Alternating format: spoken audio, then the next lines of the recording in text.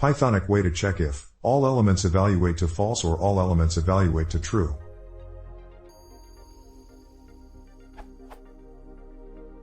I want the results of the function to be all values evaluate to false, none, 0, empty string, true, all values evaluate to true, true, every other case, false.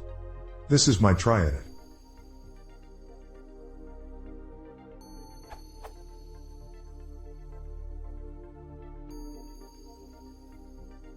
Bonus.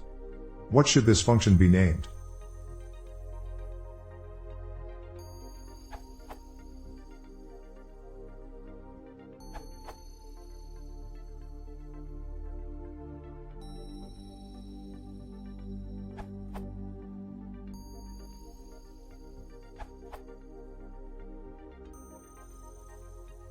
See this URL.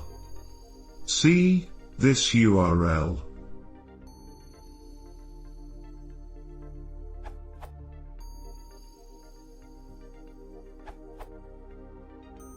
Piggybacking on Ignacio Vasquez Abrams' method, but will stop after first mismatch. Why using not reduce operators. XOR s would be simpler. It does no short-circuiting.